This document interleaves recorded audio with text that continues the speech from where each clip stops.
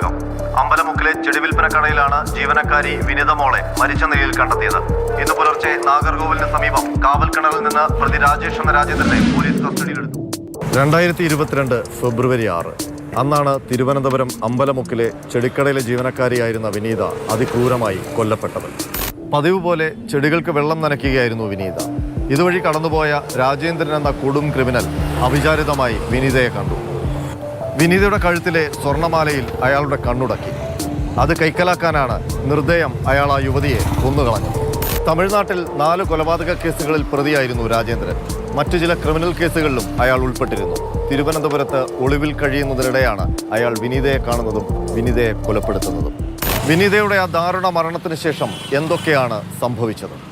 വിനീത ജോലി ചെയ്തിരുന്ന ചെടിക്കടയുടെ അവസ്ഥയാണിത്. ഇന്ന് ആ ചെടിക്കടയില്ല.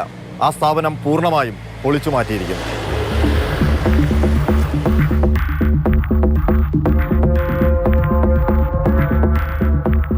വിനീതയുടെ മരണത്തോടെ 2 പറക്കമുറ്റാത്ത കുരുന്നുകളും അനാഥമായി.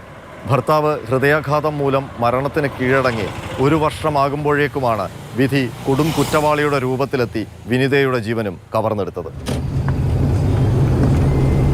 ആ ദാരുണ സംഭവത്തിന് ശേഷം വിനീതയുടെ മക്കൾക്ക് സഹായമായി ലഭിച്ച വീടാണിത്.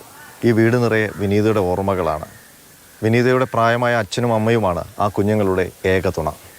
മക്കളെ നല്ല രീതിയിൽ പഠിപ്പിക്കണം, അവർക്ക് എന്തെങ്കിലും വിദ്യാഭ്യാസം നേടി എന്തെങ്കിലും ജോലി വാങ്ങിച്ചു കൊടുക്കണം, എന്നിട്ട് അവരുടെ കൂട്ടത്തിൽ അവർക്ക് ജീവിക്കണമെന്നും വളരെ ആഗ്രഹമുണ്ടായിരുന്നു.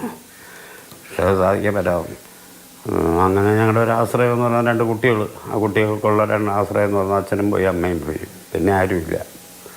പിന്നെ എൻ്റെ ഒരു വരുമാനം, ഞാനൊരു സെക്യൂരിറ്റി പണിക്ക് പോകും. ആ വരുമാനം കൊണ്ട് മാത്രമാണ് ഇപ്പം തൽക്കാലം കാര്യങ്ങൾ കഴിഞ്ഞ് പോകുന്നതെന്ന് മാത്രമേ ഉള്ളൂ. ഞങ്ങൾ രണ്ടുപേരും കാലം കഴിഞ്ഞ് ആ കുഞ്ഞുങ്ങളുടെ ജീവിതം എങ്ങനെയെന്ന് നമുക്ക് മുന്നോട്ട് പോകണമെന്ന് നമുക്ക് പറയാം. വേറെ വരുമാനങ്ങളൊന്നുമില്ല. അവർക്ക് പല ആഗ്രഹങ്ങളും കാണുമല്ലോ. അതൊന്നും നമ്മളെ കൊണ്ട് സാധിച്ചു കൊടുക്കാൻ പറ്റിയില്ല.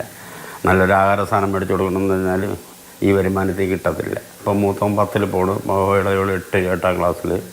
അപ്പോൾ ഇതെല്ലാം നമ്മുടെ ചിലവിൽ തന്നെ പോകുന്നു. പിന്നെ പാർട്ടിക്കാർ വീട് വെച്ച് തന്നു.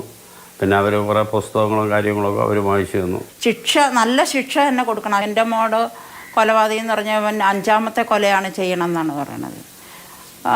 ശിക്ഷ കുറഞ്ഞു പോയതിൻ്റെ ഏറ്റവും വലിയൊരു ഉദാഹരണമാണ് അത്. 2ാമത്തെ ഇപ്പോൾ പറയണ 56 മറ്റേ കേസിൽ 52, 56 കേസിൽ പ്രതിയാണ്. അപ്പം ഏത് നിമിഷവും അക്രമ സ്വഭാവം കാട്ടിയേക്കാവുന്ന പൈശാചികരായ ഇത്തരം മനുഷ്യർ നമുക്കിടയിൽ പതുങ്ങിയിരിപ്പുണ്ട്. അവരെ കൃത്യമായി കണ്ടെത്തി നടപടി സ്വീകരിക്കാൻ നമ്മുടെ നിയമവ്യവസ്ഥയ്ക്ക് സംവിധാനം വേണം. ബിജുവിനും നല്ലൈമുരുകനുമൊപ്പം ആർ അനന്തകൃഷ്ണൻ, മാതൃഭൂമി ന്യൂസ്, തിരുവനന്തപുരം.